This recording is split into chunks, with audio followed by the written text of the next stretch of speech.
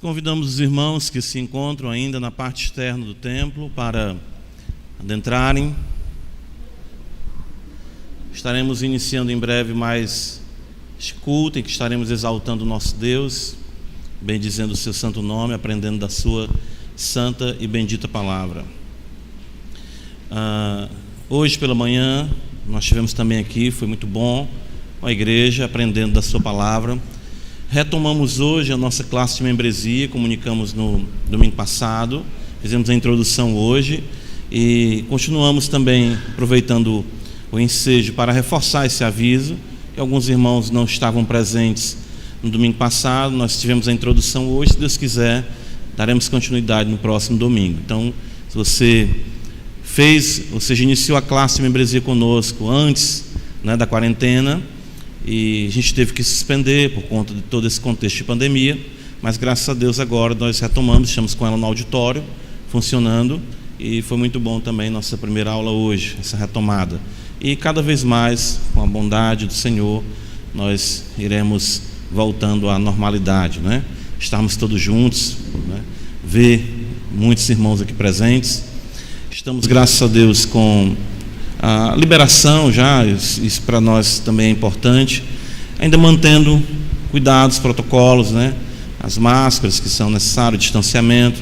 Claro que com o passar do tempo a gente vai tendo mais irmãos presentes, até mesmo o número de pessoas por banco, mas o quanto for possível a gente vai tendo cuidado, até que, bondade de Deus, as coisas vão se normalizando. As crianças de colo, a gente já viu muitos irmãos aqui, alguns que a gente não tinha visto, alguns bebês, outros já cresceram, bastante, que bom. E alguns irmãos têm perguntado a questão de pessoas consideradas do grupo de risco, pessoas acima de 60 anos. Tudo o que nós observamos são recomendações. A igreja não proíbe, a igreja recomenda, ou seja, dentro desse contexto nós orientamos como liderança isso, por conta exatamente de resguardar a questão pessoas de mais idade, certo? Então, foi essa a questão, mas a igreja ela não vai proibir o irmão ou irmã que tem acima de 60 anos e já tem a tranquilidade que ele está adorando o Senhor, seguindo os protocolos e os cuidados necessários. Eu creio que nós iremos caminhar cada vez melhor pela graça de Deus e para a glória do seu nome. Ok? Vamos ter um momento agora de oração, prelúdio, oração silenciosa. Em seguida nós iremos professar nossa fé.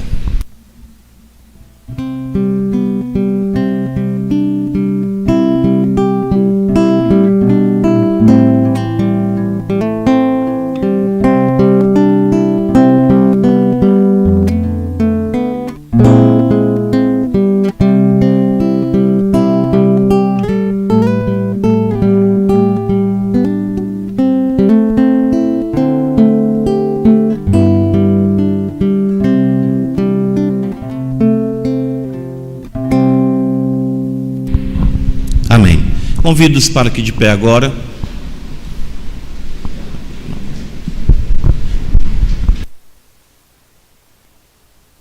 Tranquilo agora? Ok? Pronto. Vamos juntos professar, nossa fé, o credo apostólico, esse documento importante que traz para nós a síntese da nossa fé em Cristo Jesus, nosso Senhor. Creio em Deus Pai Todo-Poderoso, Criador dos céus e da terra, e em Jesus Cristo, seu único Filho, nosso Senhor, qual foi concebido por obra do Espírito Santo, nasceu da Virgem Maria, padeceu sob Pôncio Pilatos, foi crucificado, morto e sepultado, desceu aos mortos, ressuscitou ao terceiro dia, subiu aos céus, está sentado à direita de Deus Pai Todo-Poderoso, onde há de vir para julgar os vivos e os mortos. Creio no Espírito Santo,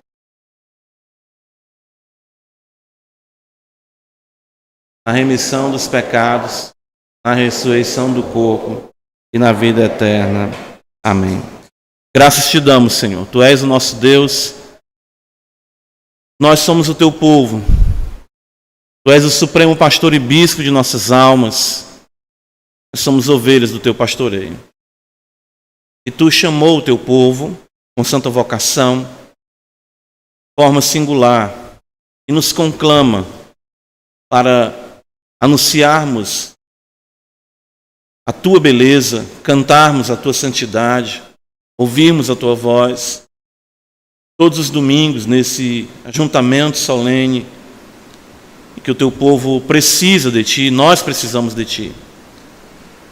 Ajuda-nos para que cada ato deste culto possa ser um tributo a ti, em ação de graças, em amor, por tão grande salvação a nós revelada. Seja, Senhor, tudo em todos, seja glorificado na edificação do teu povo, na salvação daqueles que ainda não te conhecem, mas foram, sim, designados para ela, para essa salvação bendita. Completa o número dos teus escolhidos, e que cada vez mais a esperança da manifestação do Filho do Homem possa arder e inflamar os nossos corações. Sejam, Senhor, nossas vidas, na particularidade, agradáveis a Ti, nossos lares agradáveis a Ti. Quando aqui nos reunirmos, possamos ter nesse momento singular a beleza e o poder do Teu Espírito abundantemente derramado sobre a Tua igreja. Nos ajuda, Pai, em Jesus Cristo, nosso Senhor. Amém. Permaneçam de pé, nós iremos agora dar continuidade com os cânticos, exaltando o nosso Deus, que serão agora anunciados.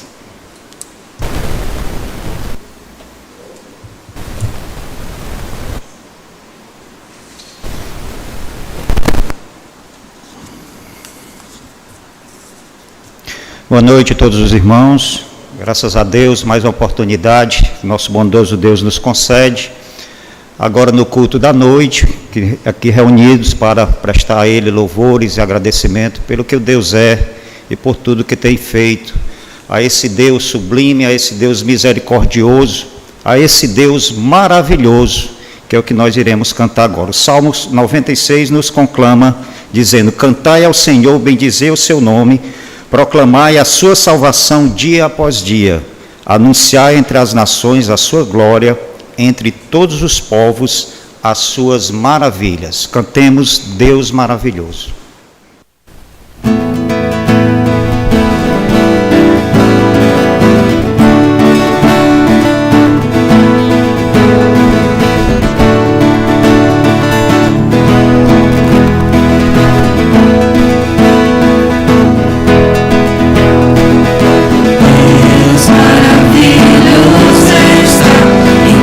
Santa casa para te louvar, aqui eu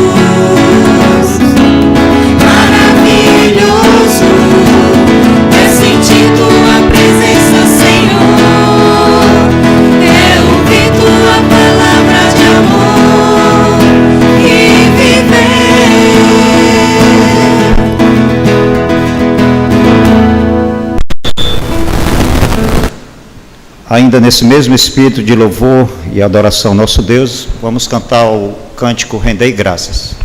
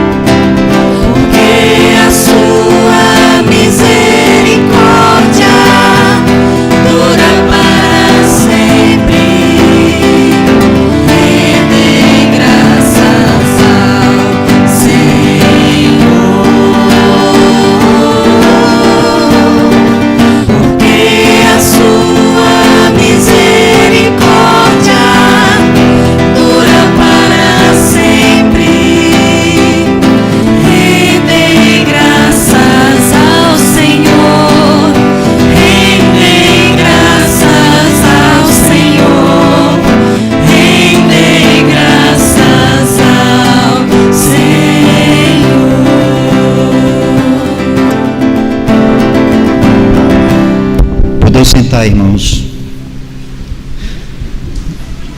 Ainda em louvor e adoração ao nosso Deus, agora esse momento com a entrega de nossos dízimos e ofertas, vamos cantar o hino Firmeza 366 do cantor cristão.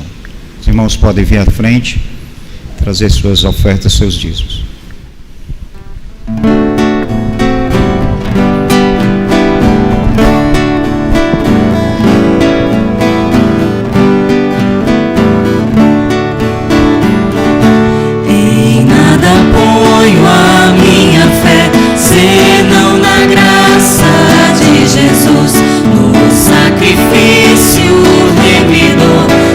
Sangue do bom Redentor, a minha fé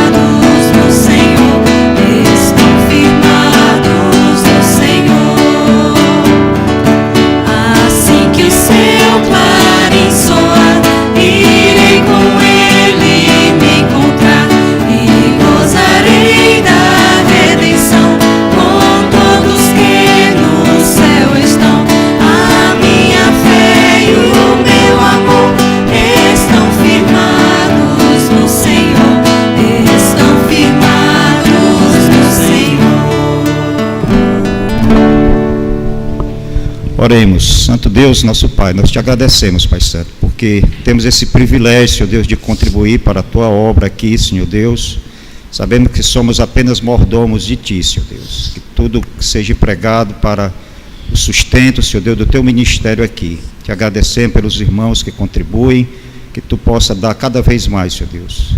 Obrigado, Pai Santo. Também te pedimos pela palavra, que logo mais será pregada, que tu possa abrir os nossos corações para o entendimento da tua palavra, Pai Santo. Obrigado mais uma vez por este culto. Em nome do teu amado Filho Jesus Cristo, que nós te agradecemos hoje para todo sempre. Amém. Irmãos, nós vamos ficar em pé, convido os irmãos a ficarem em pé, abrirem as suas Bíblias no livro de 2 Timóteo, capítulo 2, do verso 1 ao verso 13.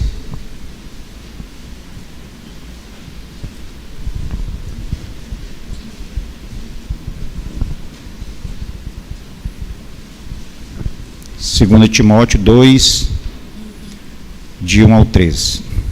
Diz assim a palavra de Deus: Tu, pois, filho meu, fortificas-te na graça que está em Cristo Jesus, e o que da minha parte ouvistes através de muitas testemunhas, isto mesmo transmite a homens fiéis e também idôneos para instruir a outros.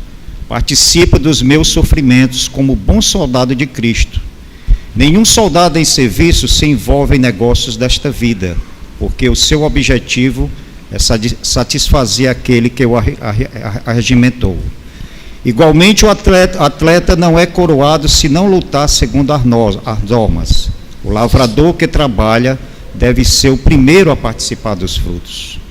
Pondera o que acabo de dizer, porque o Senhor te dará compreensão em todas as coisas. Lembre-te de Jesus Cristo, ressuscitado de entre os mortos, descendente de Davi, segundo o meu evangelho, pelo qual estou sofrendo até algemas como malfeitor. Contudo, a palavra de Deus não está algemada. Por essa razão, tudo suporto por causa dos eleitos, para que também eles obtenham a salvação que está em Cristo Jesus com a eterna glória. Fiel é esta palavra. Se já morremos com ele, também viveremos com ele. Se perseverarmos, também com ele reinaremos. Se o negarmos, ele por sua vez nos negará. Se somos fiéis, ele permanece fiel, pois de maneira nenhuma pode negar-se a si mesmo. Amém. Podeis sentar, irmãos. Gostaria de chamar a atenção dos irmãos aos últimos versículos lidos no texto. Diz assim: fiel é esta palavra, se já morremos com ele, também viveremos com ele. Se perseverarmos, também com ele reinaremos. Se o negarmos, ele por sua vez nos negará. Mas se somos fiéis, e se somos infiéis, ele permanece fiel, pois de maneira nenhuma pode negar-se a si mesmo. Cantemos, pois, fiel, tu és fiel, Senhor.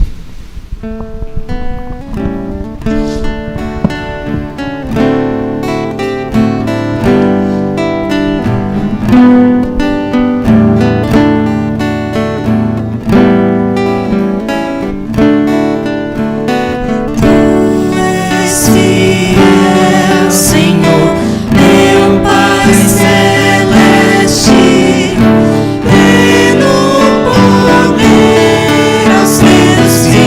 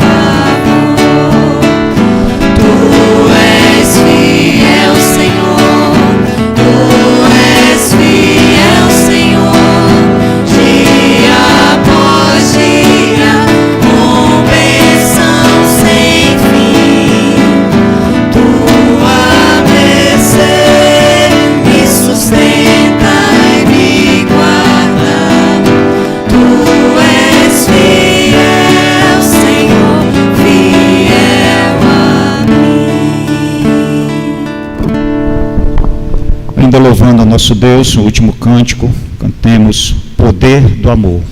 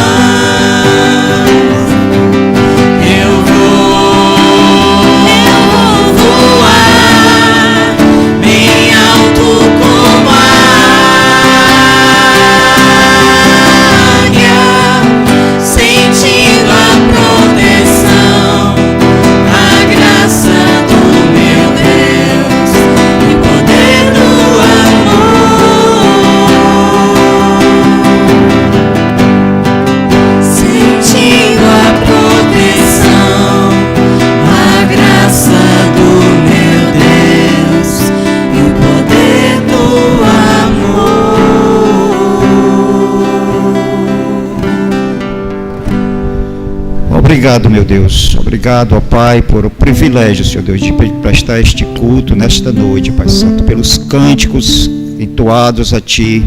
Cantamos aqui, Senhor Deus, as Tuas maravilhas, que Tu és um Deus maravilhoso, Senhor Deus. Tu és um Deus bondoso. Cantamos também, Senhor Deus, a Tua fidelidade para com Teu povo, aquele que Tu compraste, Senhor Deus, pelo Teu precioso sangue, Senhor Deus. Tu trouxeste um povo alheio a Ti, mas Tu trouxeste para junto de Ti, Senhor Deus. Cantamos também, Senhor Deus, a Tua bondade, Senhor Deus, o Teu amor para com o Teu povo, Senhor Deus. Tudo seja louvado o Teu nome, glorificado, Senhor Deus, acima de todo e qualquer nome. É a Ti que nós prestamos esse canto, esse culto. Prepara-nos agora, Senhor Deus, para ouvir de bom grado a Tua palavra. Enche os nossos corações com o poder do Teu amor, da Tua palavra, da Tua fidelidade, Senhor Deus. Obrigado, Pai Santo, por tudo. Em nome de Jesus Cristo, nosso Salvador, que nós te agradecemos. Amém. Pastor André.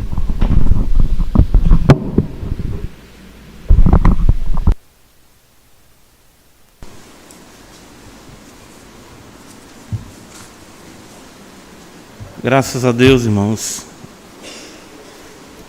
Nesse momento singular, nós vamos agora ouvir a palavra do Senhor Deus.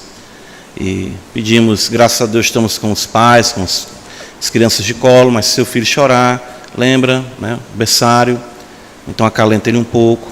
Nós vamos ouvir a palavra de Deus, tenho certeza de falar no nosso coração. Quero chamar o pastor Cleito. Aí está pregando, trazendo a palavra para nós essa noite. Deus abençoe, pastor.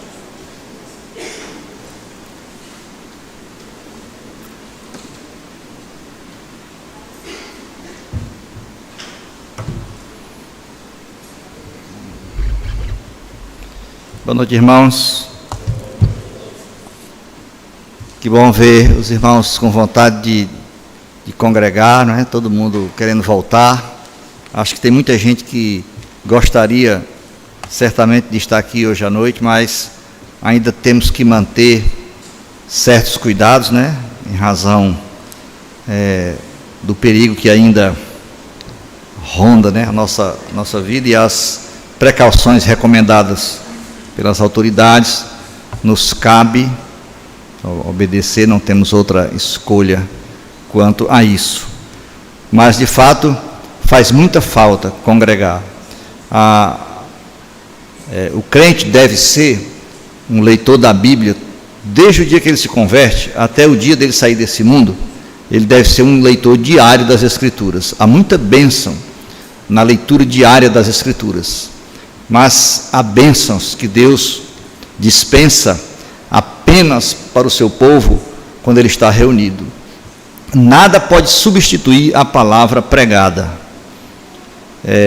Se nós olharmos para as Escrituras, nós vamos ver que nos tempos mais difíceis da caminhada do povo de Deus, o instrumento que Deus usou para trazer o povo de volta ao caminho, né, à sensatez, foi justamente a palavra pregada, né? Quando Israel estava lá se desviando do Senhor, se apartando do Senhor, seguindo ídolos, aí o Senhor enviava um profeta para falar, para pregar, para dizer para Israel voltar, para Israel se arrepender.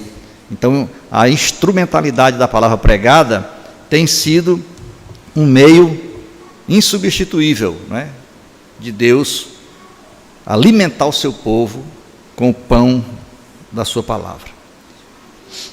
Queria que os irmãos abrissem suas Bíblias no livro de Filipenses, capítulo 4. Filipenses capítulo 4. Então vamos manter os nossos celulares desligados, né? E as crianças que fizerem algum barulho, algum choro, saiam um pouquinho aqui fora. O espaço externo é bem ventilado, para que a gente não tenha interrupção, né, na fluência da pregação, e nem venha a deixar de se distrair e não ouvir a palavra. Então vou ler Filipenses capítulo 4.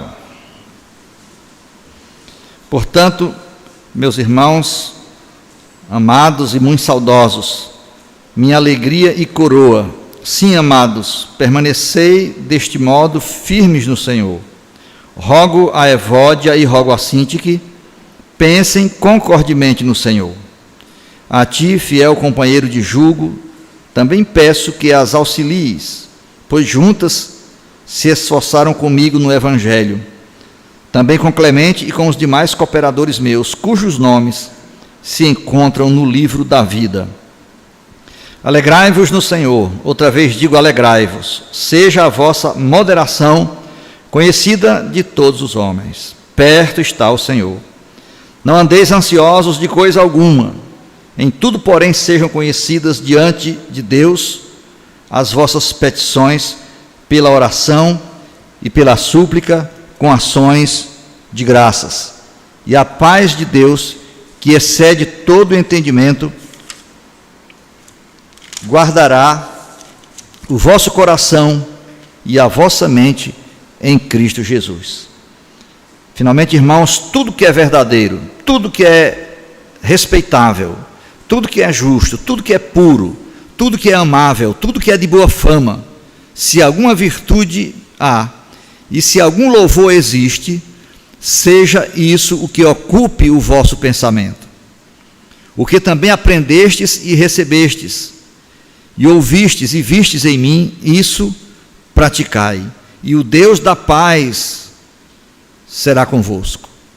Alegrei-me sobremaneira no Senhor, porque agora uma vez mais renovastes a meu favor o vosso cuidado, o qual também já tinhais antes, mas vos faltava a oportunidade. Digo isto não por causa da pobreza, porque aprendi a viver contente em toda e qualquer situação. Tanto sei estar humilhado, como também ser honrado. De tudo e em todas as circunstâncias já tenho experiência, tanto de fartura como de fome. Assim, de abundância como de escassez. Tudo posso naquele que me fortalece.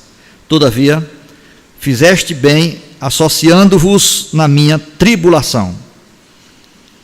E sabeis também vós, ó Filipenses, que no início do Evangelho, quando parti da Macedônia, nenhuma igreja se associou comigo no tocante a dar e receber, senão unicamente vós outros. Porque até para Tessalônica mandastes, não somente uma vez, mas duas, o bastante para as minhas necessidades. Não que eu procure o donativo, mas o que realmente me interessa é o fruto que aumente o vosso crédito. Recebi tudo e tenho em abundância. Estou suprido desde que Epafrodito me passou as mãos, o que me veio de vossa parte como aroma suave, como sacrifício aceitável e aprazível a Deus. E o meu Deus, segundo a sua riqueza em glória, há de suprir em Cristo Jesus cada uma de vossas necessidades. Ora, a nosso Deus e Pai seja a glória pelos séculos dos séculos. Amém. Saudai cada um dos santos em Cristo Jesus. Os irmãos que se acham comigo vos saúdam. Todos os santos vos saúdam, especialmente os da casa de César. A graça do Senhor Jesus Cristo seja com o vosso espírito. Vamos orar. Ó nosso Deus, nosso Pai, esta noite estamos, Senhor, na Tua presença, como Teu povo comprado pelo sangue do Teu bendito Filho. Ó nosso Pai, que privilégio poder nesta noite elevar nossos corações na direção do Teu trono, chamando-Te de Pai e invocando Tuas bênçãos sobre nós. Senhor nosso Deus, obrigado, porque durante todo o tempo da nossa vida temos experimentado a Tua mão provedora, nos sustentando e nos guardando. Senhor nosso Deus, continue olhando para nós através de Cristo Jesus. Guarde a nossa mente firmada em Cristo, sustente nosso coração, nosso ânimo nas promessas do Evangelho. Deus, nosso Pai, sustenta os irmãos que no presente momento estão mergulhados em imensa tribulação. Os irmãos da Nigéria, os irmãos da China e de outros lugares do mundo que enfrentam nessa hora atroz perseguição. nosso Deus dê para eles a certeza da sua presença e os conduza no meio da tribulação que eles vivem. Quanto a nós, Senhor, nos sustente na sua graça todos os dias, em nome de Cristo. Amém. Meus irmãos, nós estamos vivendo tempos que a gente julga que são tempos difíceis, não é? Acontecimentos inesperados, de repente, nos deixaram perplexos, de forma que está difícil de a gente entender profundamente o que está acontecendo.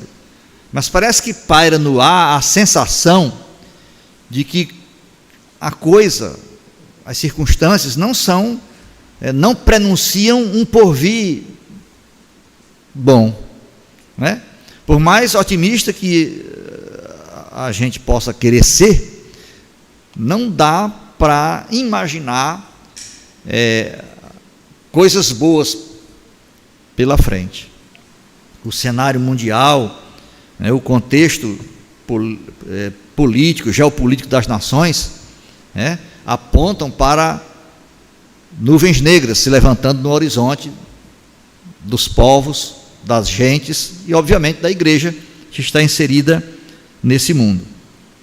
Mas se nós fizermos uma comparação entre o nosso mundo presente e o mundo dos dias de Paulo, o mundo dos dias da igreja em Filipos, para os nossos dias ficarem difíceis como aqueles dias, teria que piorar muito.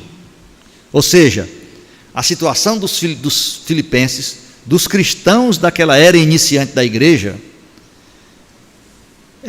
a situação deles era muito pior, muito mais difícil do que a que nós, até o presente momento, tenhamos experimentado, né? Então, nosso mundo, por mais instável que esteja, por mais ameaçador que se mostre por causa desses eventos estranhos que estão acontecendo, está muito longe ainda de se igualar em dificuldade, em provação, em tribulação, em perseguição aos dias de Paulo. Aqueles dias eram dias terríveis para a igreja. A igreja nascente foi uma igreja que nasceu debaixo de perseguição. Nós não vamos perceber perseguição física em todas as regiões onde a igreja estava sendo as igrejas estavam sendo plantadas. Mas a perseguição não é apenas física. Havia uma série de dificuldades que os cristãos enfrentavam nas suas relações, né? Havia a execração da fé, como os próprios judeus vão dizer para Paulo lá em Roma. Em todo lugar essa seita é impugnada. Se vocês acompanharem a trajetória de Paulo, vocês vão ver que em todos os lugares que Paulo chegava, o clima era de antagonismo.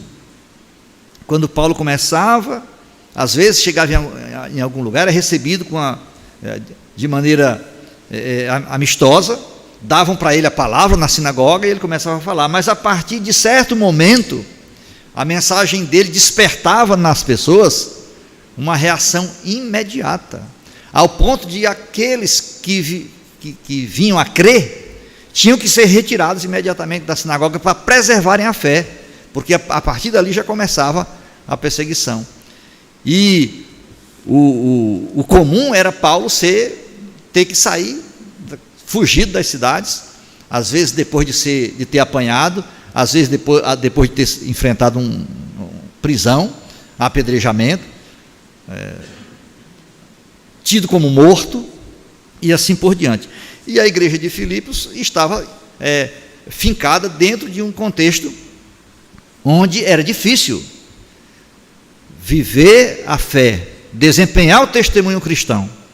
E Paulo estava na pior condição entre eles, porque Paulo estava prisioneiro, estava preso. Não era fácil ser um preso em Roma, ainda mais quando a acusação que pairava sobre ele e que viria a pairar definitivamente, ser a razão da sua sentença de morte, era justamente de ser cabeça, líder de uma organização revolucionária que era inimiga do Estado. Era assim que Roma enxergava os cristãos. Então, Paulo vai escrever essa epístola para essas pessoas que estão vivendo nessa expectativa. E ele tinha autoridade, porque ele estava justamente mergulhado na situação mais difícil, até mesmo do que aqueles irmãos que estavam lá. Então Paulo vai dizer para eles algumas coisas que são de valor permanente, algumas verdades que solucionaria o problema deles e que de igual modo soluciona também nossos problemas hoje. Nossa falta de aguça nossa percepção e nos fortalece para caminhar nesse mundo, enxergando coisas que precisamos enxergar, porque se não enxergarmos essas coisas, nós teremos dificuldade de atravessar, de permanecer no caminho. Primeira coisa que Paulo diz é que aqueles irmãos amados e muito saudosos eram a alegria dele, a coroa dele, eram amados por ele, e ele diz para ele: meus irmãos queridos, permanecei deste modo firmes no Senhor. Então, o primeiro ponto inegociável para o cristão é esse aqui: não importam as circunstâncias, o cristão deve ter, a priori, o compromisso de que ele vai permanecer em Cristo. Me lembro de a história de um tribuno romano chamado Marcelo. Ele se tornou cristão, se converteu. E ele foi denunciado a Calígula como sendo agora um cristão. Então, ele era um tribuno do exército romano. E ele foi chamado à presença de Calígula sob a acusação de que havia se tornado cristão. Então, ele, diante de Calígula, disse que nunca foi desleal ao seu imperador. Então, Calígula pede uma prova para ele: se você realmente permanece leal a mim e nunca me desonrou, então fique de joelhos diante de mim. E Marcelo ficou de joelhos diante dele. E depois que ele se ajoelhou, Calígula disse: agora negue Cristo. Aí ele disse: isso eu não posso fazer. Eu posso ir até aqui, minhas palavras agora, eu posso ir até aqui, honrar meu imperador, até me ajoelhar diante dele, mas negar Cristo eu não posso. E ele foi morto. Então, é inegociável para nós isso daí. Essa história, irmãos, de crente deixar a igreja, abandonar a fé, porque acabou o namoro, porque perdeu o emprego, porque isso é uma excrescência, sabe? Isso é o tipo de gente que já estava fora de Cristo dentro da igreja. Permanecer em Cristo é inegociável. Esse fundamento é inegociável. Então eu não negocio Cristo, o cristão não negocia Cristo. As circunstâncias, elas variam. Há tempos na nossa vida que nós só ganhamos, né? Tem tempo que a gente parece o rei Midas, tudo que a gente toca se transforma em bênção, né? No caso dele era ouro, né? Mas tem tempo também que o negócio está ruim para a gente, não é não? Está ruim para a gente. Conheci um irmão em Cristo, que ele morava em Itambé, na Bahia, e ele foi para São Paulo, e ele contando a vida dele, foi para lá, aí com um mês que ele estava na casa de uma tia dele, não arranjou emprego e acabou o dinheiro. Aí ele disse: minha tia, eu quero voltar para minha terra. Aí ele não tinha dinheiro, a tia dele deu o dinheiro da passagem, e o que sobrou dava para ele comprar um refrigerante. Aí ele pegou um pão, uma bengala desse tamanho, encheu de carne moída, lacrou e tudo, e levou. Pronto, eu vou chegar até Vitória da Conquista, que era São Paulo, Vitória da Conquista, comendo esse pão aqui, um pedacinho aqui, outro lá e tal, e dinheirinho aqui, lá na rodoviária de lá, não sei de onde, eu compro um refrigerante. Aí ele foi. Na primeira curva que o ônibus fez, o pão dele caiu no meio do ônibus, aberto com a carne moída no piso. E ele, jovem, olhou um bocado de moça sentado no banco. Aí, de quem é esse pão? E cadê a coragem? Ele, olhando para a moça com vergonha, não teve coragem de dizer que o pão era dele. Então ele disse: rapaz, o negócio, então tem tempo que está assim, o pão com manteiga cai e cai virado para o chão. A lei de Murphy, né? Se alguma coisa tem que dar errado, dá errado. Mas os irmãos já experimentaram isso na vida. Há momentos que as circunstâncias estão soprando contra nossas velas. Mas, meu irmão, esse ponto nós temos que já ter de antemão asseverado no nosso coração: eu vou permanecer em Cristo, firme, de pé. Isso parece uma recomendação redundante. Não, mas o cristão, é claro que ele tem que permanecer em Cristo, mas não é assim que acontece todas as vezes. Há pessoas, por exemplo, que começam com Cristo, mas não tem raiz, são pessoas emocionais. A mente e a vontade dessas pessoas são governadas pela emoção.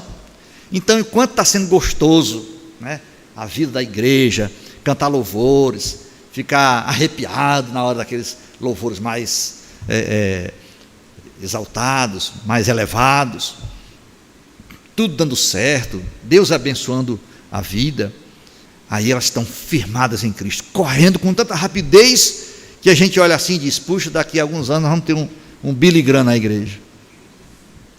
Não, Billy Graham não, John MacArthur. Pois é, mas aí o que acontece é que essas pessoas, o tempo passa, elas andam com Cristo até que os cuidados deste mundo sufocam a devoção delas. Começou a dar errado as coisas, os incômodos, o desconforto por causa do compromisso dela com a palavra começa a chegar. Então ela volta atrás. Andam com Cristo até que os cuidados deste mundo sufocam sua devoção. Alguns, entretanto, graças a Deus, permanecem firmes e dão frutos. Sua fé não fica prostrada quando confrontada com as durezas da vida. Irmãos, nós temos que colocar isso na nossa perspectiva. Os nossos dias não serão fáceis. Nós estamos vivendo num mundo em que nós já podemos afirmar de antemão.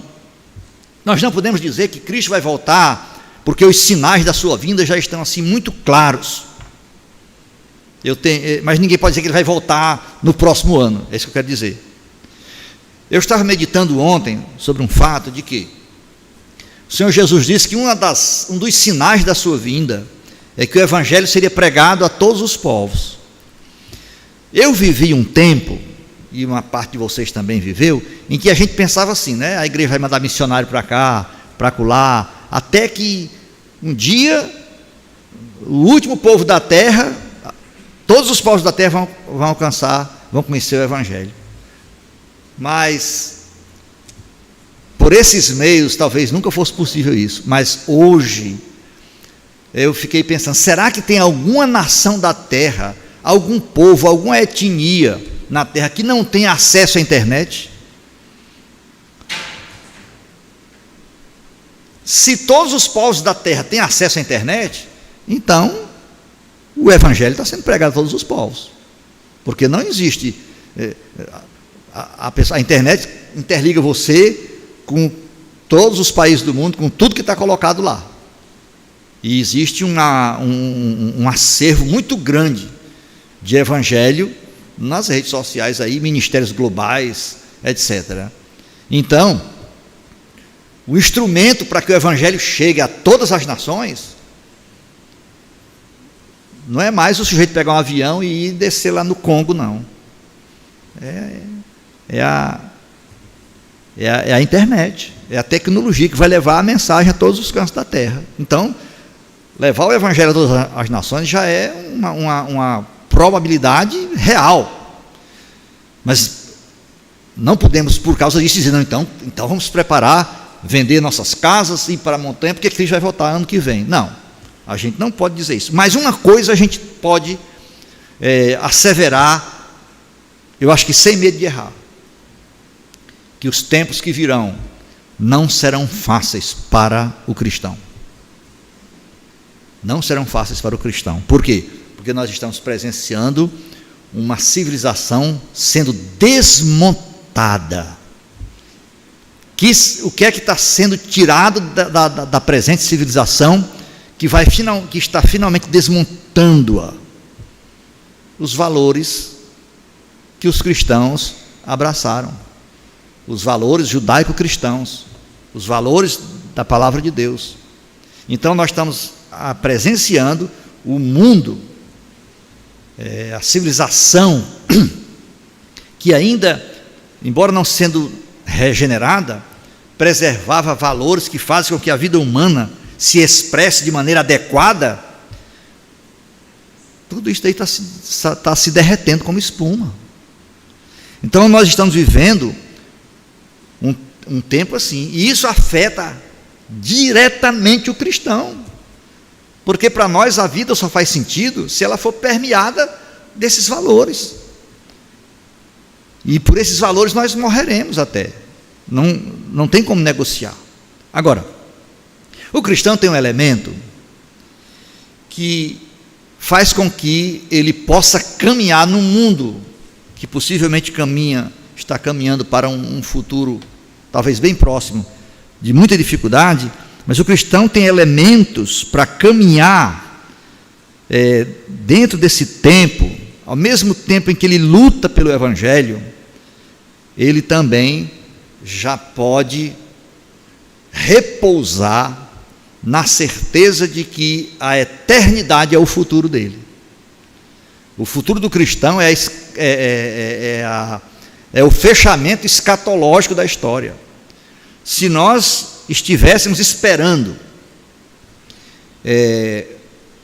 ao ferir do Evangelho todos os benefícios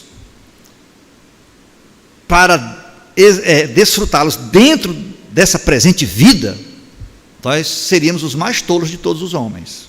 Nós sabemos que é uma bênção ser cristão, a melhor coisa do mundo é estar firmado em Cristo, mas nós sabemos que nesse mundo nós não iremos fruir a totalidade das bênçãos do Evangelho. Mas também não é um problema para nós, por quê?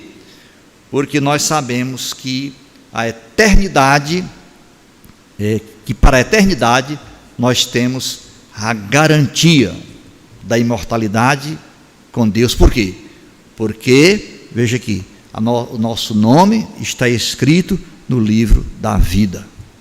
Nos versículos 2 e 3, Paulo vai pedir a Evódia e a Sintique para alinharem seus pensamentos, afirmarem sua comunhão no Senhor, pensarem concordemente no Senhor. E também ele pede ao líder, possivelmente da igreja de Filipos, que o ajude a juntar essas duas irmãs, porque elas eram pessoas que tinham se esforçado junto com ele pelo Evangelho, juntamente com Clemente e os demais cooperadores.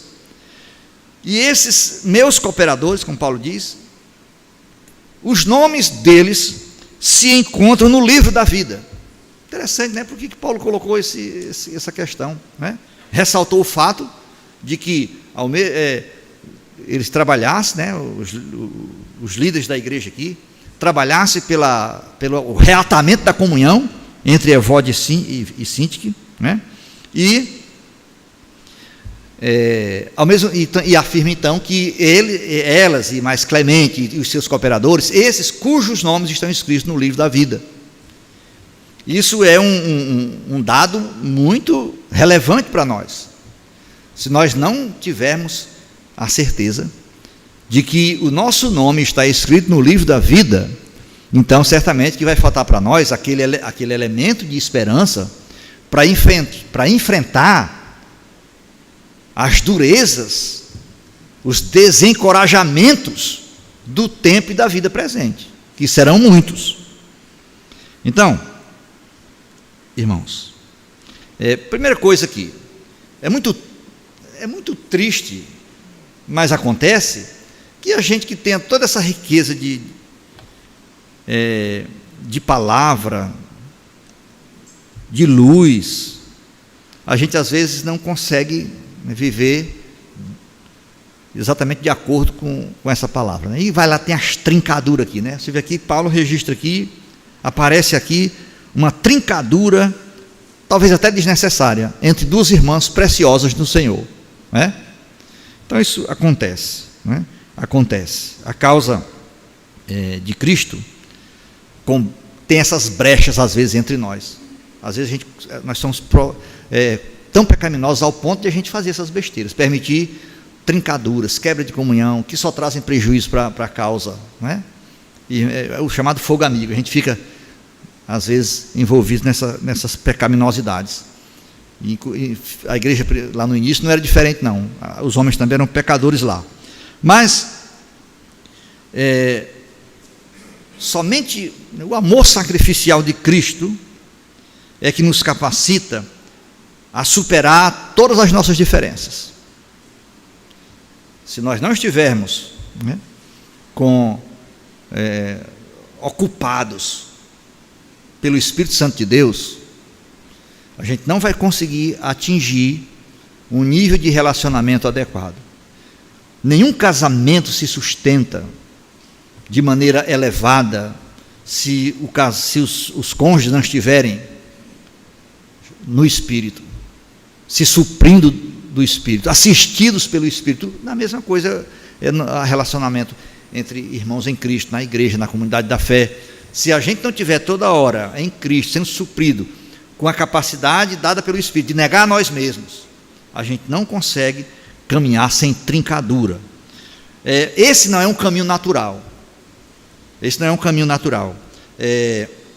Não é um caminho que a nossa natureza possa escolher espontaneamente. Não. Se nós quisermos percorrer esse caminho do perdão, do arrependimento, da manutenção da nossa comunhão em Cristo, nós temos que buscar os recursos que estão na palavra e no Espírito. Muito bem, mas eu quero voltar aqui a falar a respeito do livro da vida, né? Que é um tema caro para nós. O livro da vida, o fato de alguém ser informado de que o seu nome está escrito no livro da vida, isso lhe confere uma estabilidade que faz de você uma pessoa inexpugnável. Como Hudson Taylor dizia: eu sou imortal até que cumpra o plano de Deus na minha vida. É isso mesmo. Os dias que Deus determinou para mim irão ser cumpridos. Então, enquanto eu estiver dentro do prazo que Deus deu para mim, eu sou imortal. Eu só vou morrer quando o prazo que Deus mediu para mim se findar. Então,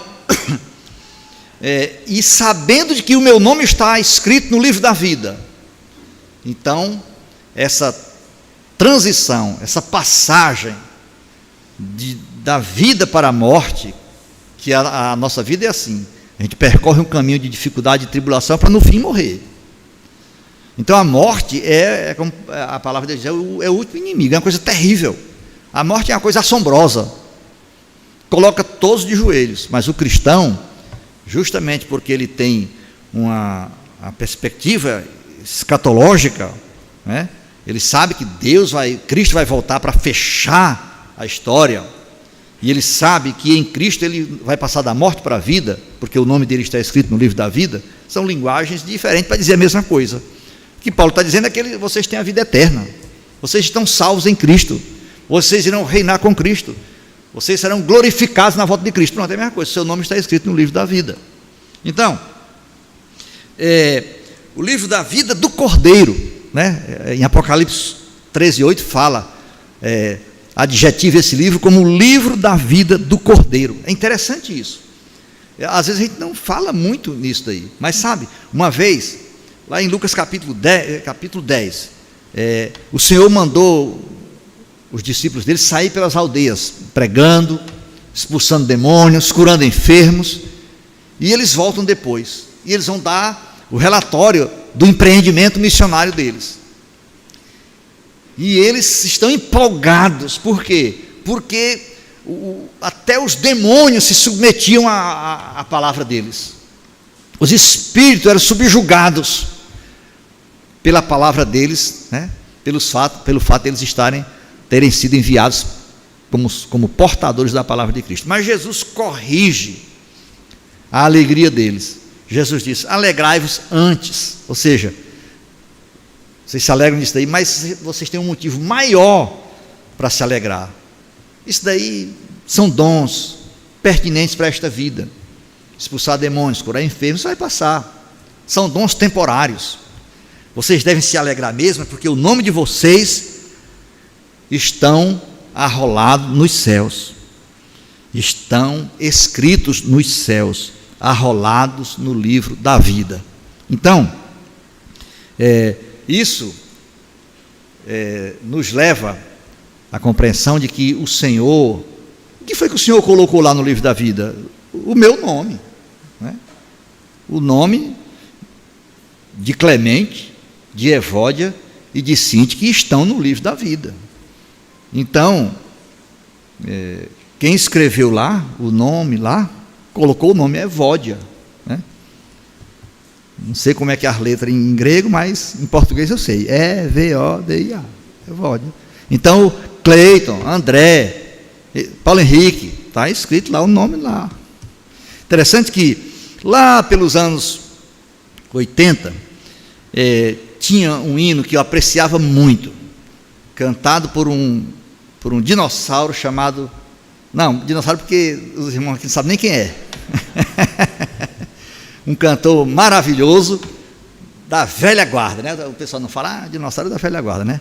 Um homem chamado Feliciano Amaral. Um ou outro aqui que sabe quem é.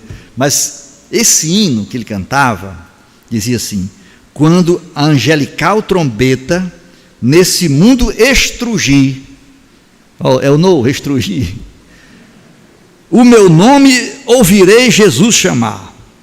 Quando o céu for enrolado e o sol não der mais luz, o meu nome ouvirei Jesus chamar. Ó que gozo, ó que glória há de ser para mim ouvir Jesus Cristo, o meu nome pronunciar. Irmãos, parece que nós perdemos o encantamento por essas coisas. Eu chorava quando escutava esse hino, que é profundamente bíblico, verdadeiro. É a esperança do cristão. Naquele dia eu serei chamado, né? Os mortos estarão na sepultura, ouvirão a voz do Filho de Deus e se levantarão os crentes para estarem com Cristo em glória. Então, o que Deus disse para Israel, por exemplo, não temas, porque eu te remi e te chamei pelo teu nome, tu és meu, aplica-se a cada um crente.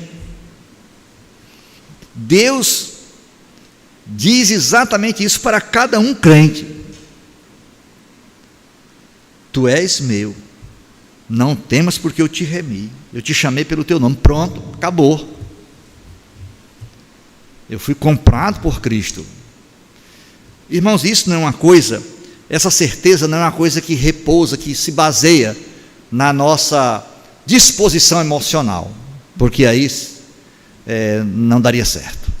Porque vocês sabem, todos nós já experimentamos isso, tem dia que a gente amanhece com tanta vontade de estar com Deus, tanto desejo pela palavra de Deus, né? Quando a gente senta lá no lugarzinho da gente lá, ou fica no lugar da gente, aí começa a meditar nas coisas do Senhor, a gente fica assim, com a sensação de que Deus está tão perto da gente, que se a gente mexer o braço, bate nele. Aí a gente vai, puxa, aquele dia é fantástico. Aí a gente pensa que aquilo vai durar um ano, né? No outro dia, 2 dias depois, 3 dias depois, a gente se levanta um dia totalmente abatido, com fastio pela palavra, desanimado. Então, essa é a realidade da nossa estrutura psicológica. A gente está bem assim emocionalmente num dia, no outro não está, as circunstâncias contribuem para e tal. Então nós não podemos repousar nessa resposta das nossas emoções. Nós temos que olhar para a palavra e depositar toda a nossa confiança nela, nas afirmações que Deus fez. Então o Senhor Jesus disse que o pecador que fosse a Ele jamais seria lançado fora. Você foi um dia a Cristo? Você foi a Cristo? Se você foi, você sabe que foi. É impossível um pecador ter ido a Cristo, ter tido um encontro pessoal com Cristo e não saber. Você sabe, pois é. Então, se você sabe disso, saiba de uma coisa: que o seu nome está escrito no livro da vida do Cordeiro. E isso é para conferir a você uma estabilidade existencial tremenda, de forma que você pode, à luz dessa grande verdade, atravessar qualquer tipo de circunstância nesse mundo, sem jamais desfalecer. Então, ainda continuando na questão do livro da vida do Cordeiro. Por outro lado, os que não tiveram seu nome escrito no livro da vida do Cordeiro, os que não tiverem, eles irão adorar a besta, aquilo que vai acontecer no fim dos fins, né? Que aquele ser que vai ser adorado na terra, e sobre todos aqueles que a adoraram, aqueles cujos nomes não foram escritos no livro da vida do Cordeiro, que foi morto desde a fundação do mundo, serão lançados para dentro do lago de fogo. Se alguém não foi achado escrito no livro, Apocalipse 20:15, será lançado para dentro do lago de fogo. Agora, então, esse cenário difícil não é motivo para Paulo se desencorajar, muito pelo contrário, ele permanece, apesar de preso, encorajado, comprometido, firmado em Cristo, entusiasmado pela fé, ao ponto de poder, inclusive, levantar pessoas que estão abatidas, animar pessoas que estão desanimadas, alegrar pessoas que estão tristes, na comunidade para a qual ele escreve essa carta. Do verso 4 ao 6 ele diz assim: alegrai-vos sempre no Senhor. Outra vez digo, alegrai-vos. Seja a vossa moderação conhecida de todos os homens, perto está o Senhor. Não andeis ansiosos de coisa alguma. Em tudo, porém, sejam conhecidas diante de Deus as vossas petições pela oração, pela súplica, com ações de graças. Irmãos, Paulo está pedindo para pessoas que viviam dias muito difíceis pelo fato de serem cristãs. Os irmãos sabem que em Filipos, a igreja de Filipos começou como? Começou com Paulo e Silas sendo açoitados e amarrados num tronco. Então lá no começo já era assim. Paulo teve que sair da cidade no outro dia. Então Paulo está dizendo para esses irmãos que não era legítimo para eles serem consumidos por ansiedade pelo simples fato de eles pertencerem a Cristo, de eles poderem, em vez de mergulharem em ansiedade mórbida, transformar isso num impulso para buscar a Deus com petições, com orações, com ações de graças, entregando ao Senhor toda a ansiedade, repousando no Senhor. Então, ele incita esses irmãos a encontrarem satisfação, prazer, alegria. Ele não está dizendo, irmão, resista bem isso daqui. Não, alegrem-se, alegrai-vos. Outra vez digo, dou ênfase, alegrai-vos no Senhor. Eu não estou dizendo para vocês se alegrarem nas circunstâncias. Eu sei que vocês estão passando. Eu sou Paulo, o velho, e agora também prisioneiro. Eu sei o que é isso. Não estou pedindo para vocês se alegrarem porque perderam o emprego, porque estão sendo discriminados socialmente, porque estão sendo prejudicados pelo fato de serem. Eu não estou pedindo para vocês se alegrarem nessas coisas. Essas coisas são terríveis, mas alegrem-se em Cristo. Então, trata-se de uma vida cheia de satisfação, porque contém todos os elementos que devem encher a vida. Isso é uma frase de Russell Shedd. O cristão, irmãos, possui todos os elementos necessários, todos os elementos que devem encher a vida. Russell Shedd, a última pregação que ele fez em Fortaleza foi aqui. Ele disse uma coisa muito interessante. Você diz, olha, no shopping center, ou nos shopping centers, eu encontro tudo que eu não preciso. Pensou? Não é interessante? Eu encontro tudo que eu não preciso para ser feliz. É isso que ele disse. Se você quer ser feliz, você não vai. O shopping center não é o lugar para você ir. Os pagãos fazem isso. Quando estão ansiosos, vai para onde? Para o Cacau Show, comer cacau. Oxe, comer chocolate. Né? Mas o cristão não precisa disso. O cristão vai para Cristo. Amém? Nossa alegria está no Senhor. Nossa alegria está no Senhor. Nosso prazer está no Senhor. Nós só precisamos desfrutar disso. Agora, irmãos, as circunstâncias, elas nos proporcionam alternadamente momentos de alegria e de ansiedade, quando vivemos de maneira superficial. Quando nós vivemos só na superfície da vida cristã, né, transformamos a vida cristã numa prática meramente religiosa, então nós somos facilmente devastados quando as situações mudam, com as perdas, com as dificuldades, com os desconfortos da vida, quando vem sobre nós.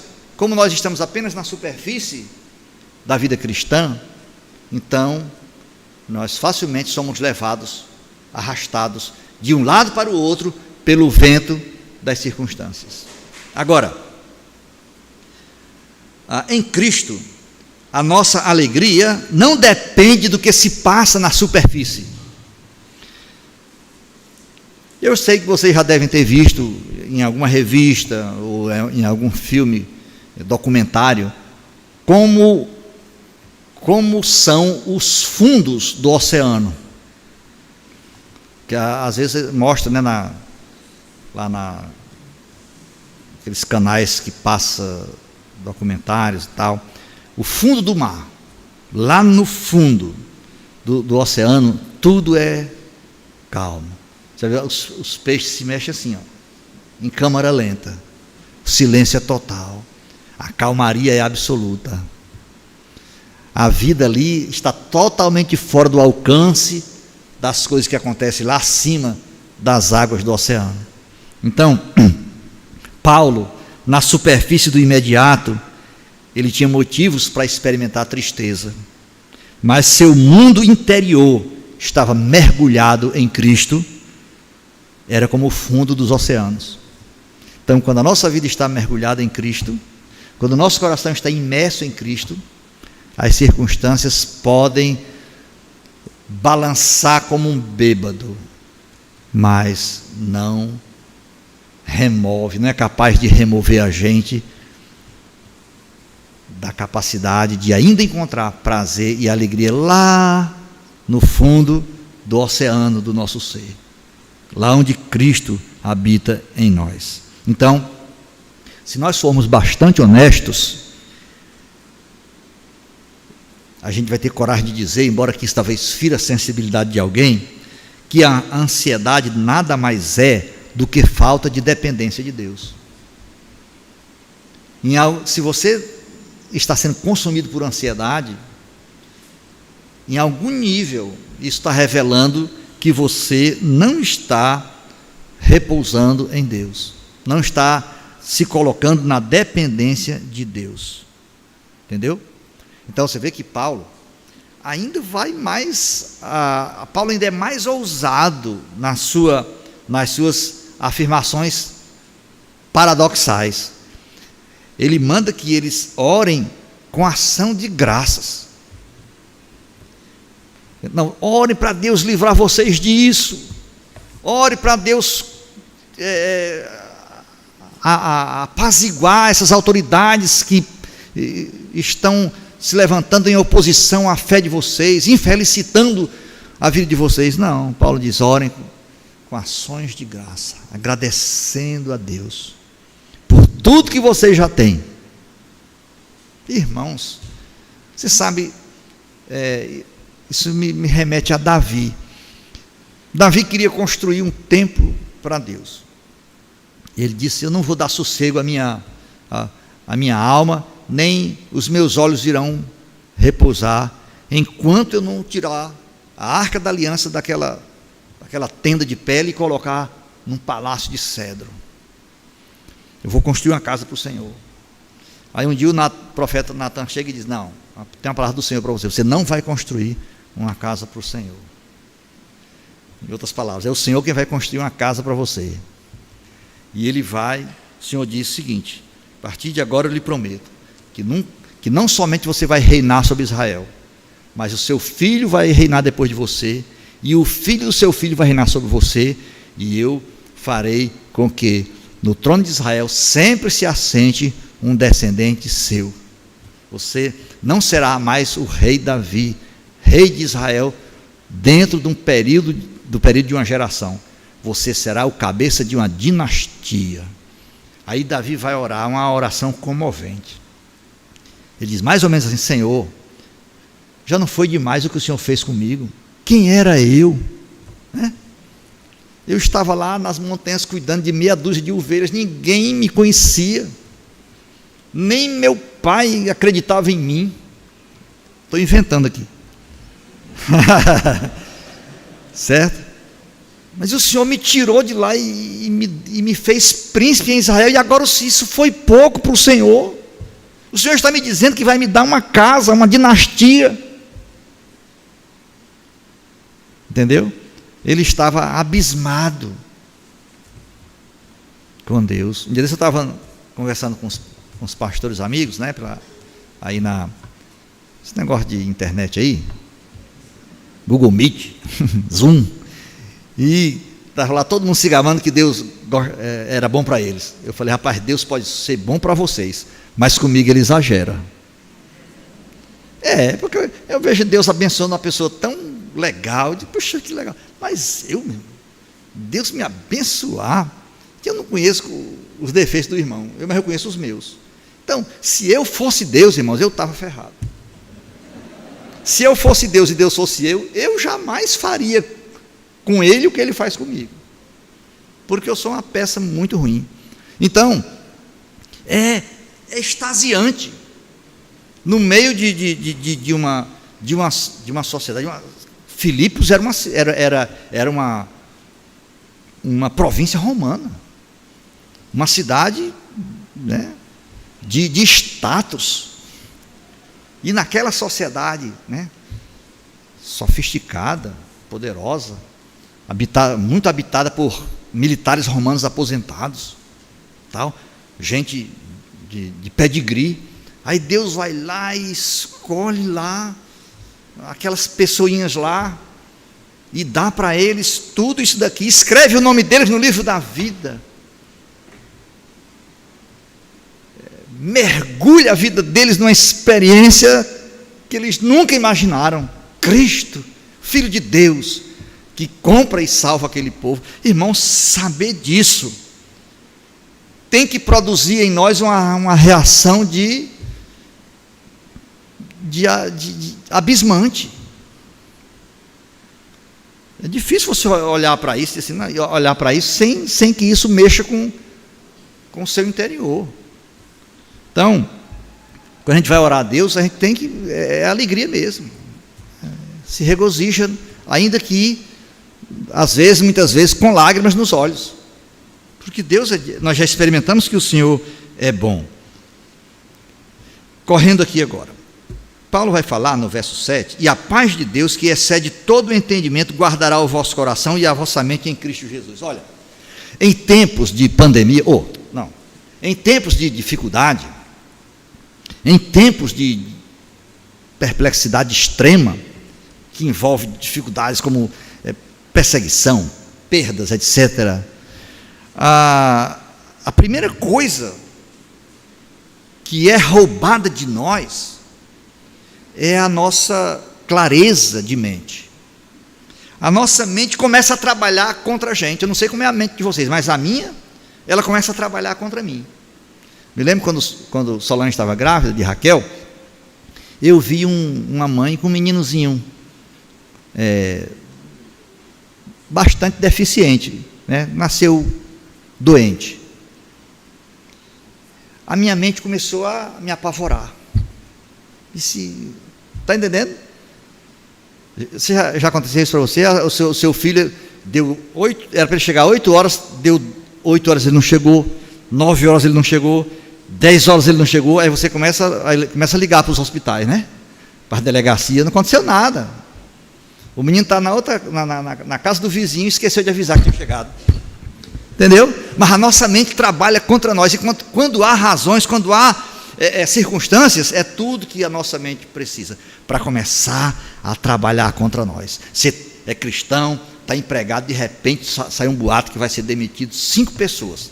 Tem 800 empregados, vão ser demitidos 5. A sua mente começa a dizer que você é um dos 5. Como é que eu vou pagar a prestação da casa? Entendeu? Então, Paulo está dizendo que a paz de Deus, se eles ficarem firmes em Cristo, né, e buscarem o Senhor, lançarem mão, desfrutar dessas riquezas que estão dispostas para eles em Cristo, a paz de Deus, que excede todo entendimento, vai vigiar, vai colocar guarda na mente deles, para que a mente deles permaneça em Cristo, e não derivando para as circunstâncias, mas firmadas em Cristo. E o coração também guardado em Cristo Jesus. Então, por quê? Porque fora de Cristo, como eu disse, nosso coração nos enganará. Será conquistado pelos raciocínios vãos deste mundo. Como é que o mundo raciocina em tempos como esse, não é? A sociedade ímpia, irmãos, gente de dinheiro, gente que fala grosso, estão tudo de joelho. A Rede Globo está lá toda hora, e eles apavorados. Já tem menino contraindo doença de tanto a mãe passar álcool na mão dos meninos, tudo apavorado, tudo com medo que o mundinho deles, protegido por dinheiro, protegido por sucesso, de repente seja pulverizado. Por quê? Porque estão fora de Cristo. Não há segurança fora de Cristo. A nossa mente será guardada em Cristo. Fora de Cristo, nossa mente trabalha contra nós. Você vê, fora de Cristo, temos uma disposição mental reprovável. Fora de Cristo, a nossa mente se torna tendente à maquinação do erro. A paz de Cristo, que ultrapassa toda a nossa capacidade de entendê-la. A gente não entende. Conversando com o irmão Toninho, meu nobre irmão Toninho, logo após o falecimento da sua esposa, eu perguntei para ele como é que ele estava, e o testemunho dele foi esse: não dá para entender, a gente não consegue explicar como é que a gente permanece em paz quando acontece uma coisa dessa, uma perda desse tamanho com a gente. Pois é, a gente não é capaz de entender. Por quê? Porque essa paz que está nos guardando, ela ultrapassa, excede a nossa capacidade de compreensão, porque ela provém de Deus, ela é sobrenatural. Então, irmãos, e há uma coisa que nós precisamos também cuidar com muito zelo, apontado aqui nesse texto. No verso 8, Paulo diz assim: finalmente, irmãos, tudo que é verdadeiro, tudo que é respeitável, tudo que é justo, tudo que é puro, tudo que é amável, tudo que é de boa fama, se alguma virtude há e se algum louvor existe, seja isso que ocupe o vosso pensamento. Então, a partir do momento que a nossa mente não é permitido para ela ficar repousando nas circunstâncias, nós ficamos firmes em Cristo. Agora é hora de vigiar para que os nossos pensamentos ancorem sobre coisas de valor. Que a nossa mente seja capaz de rejeitar todo pensamento indigno. Irmãos, não meditemos no mal.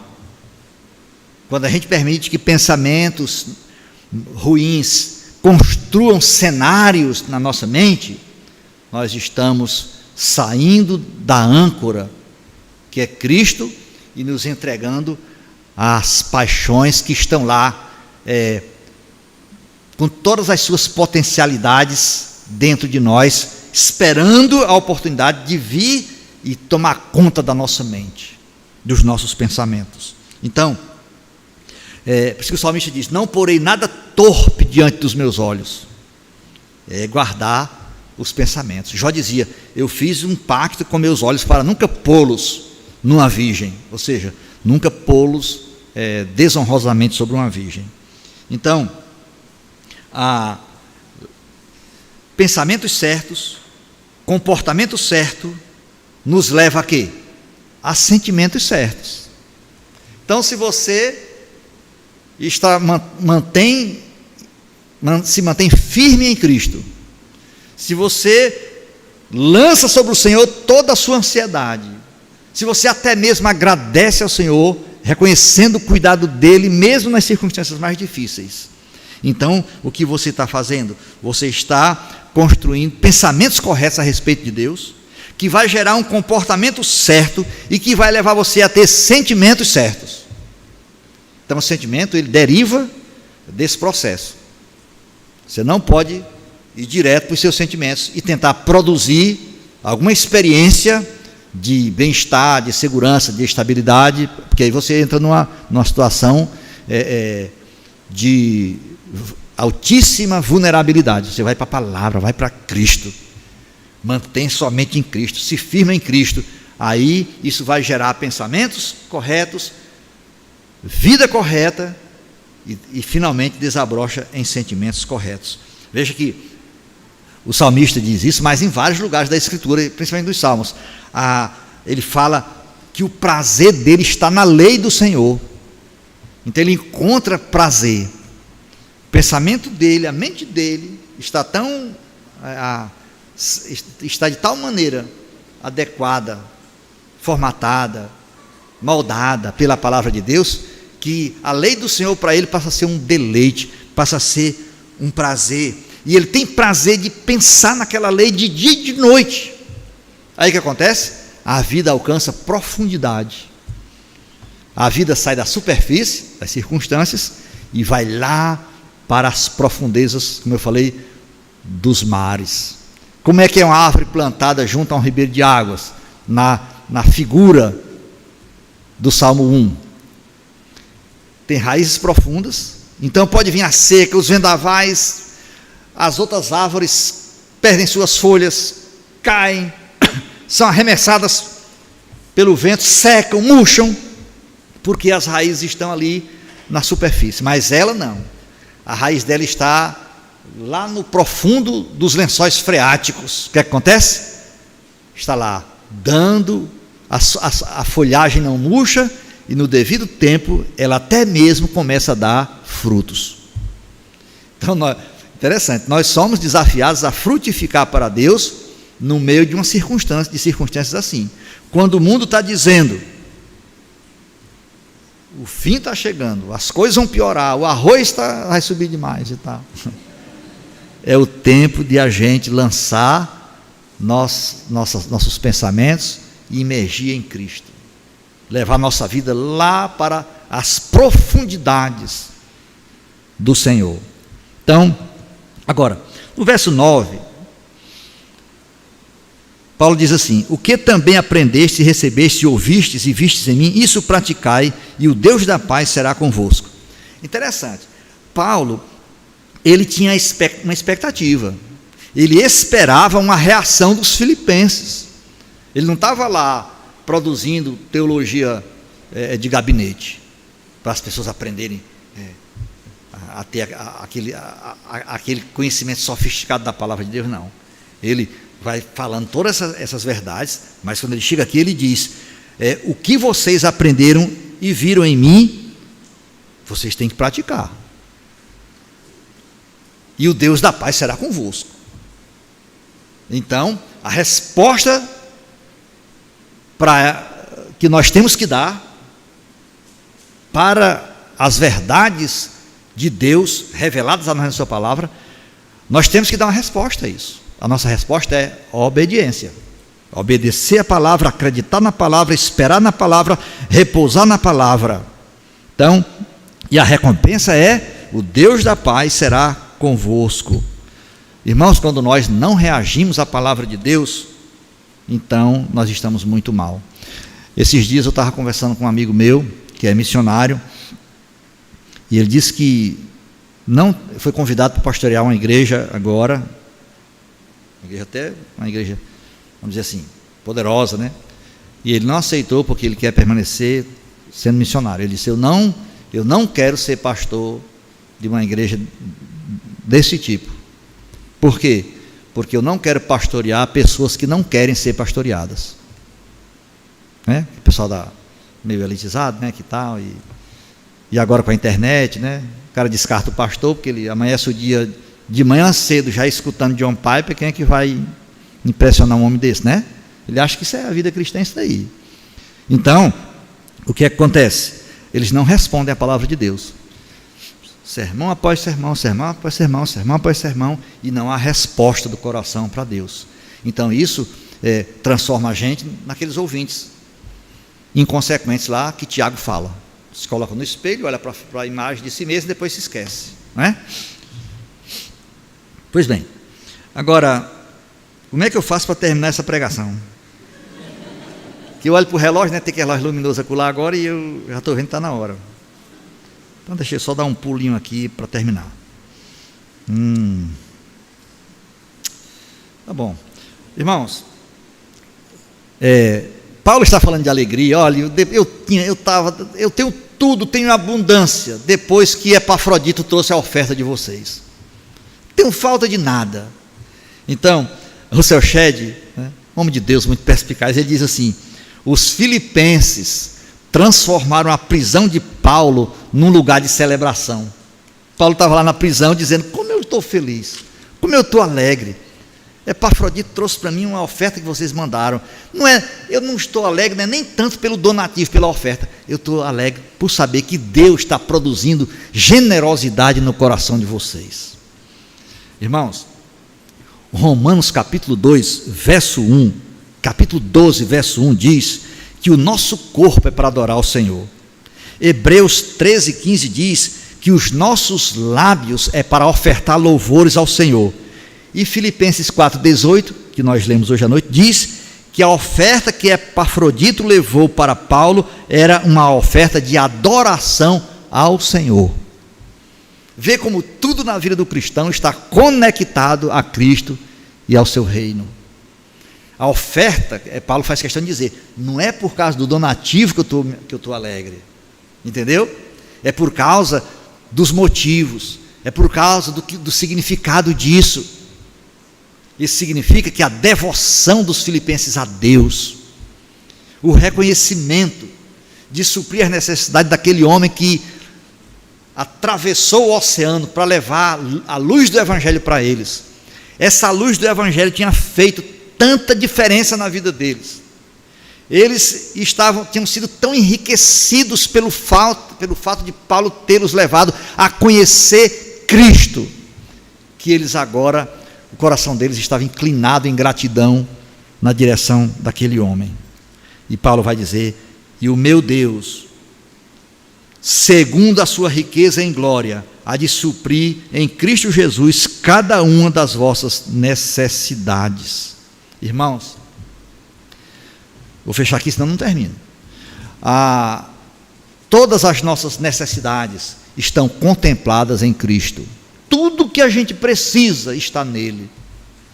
Nele está encerrado todos os tesouros da sabedoria e da ciência, todos os celeiros capazes de suprir todas as necessidades temporais e eternas do seu povo estão nele.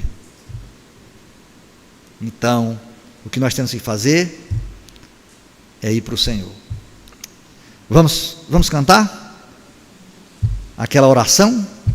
Vamos orar aquela canção? Vamos ficar de pé e vamos cantar, e encerrando aqui o culto.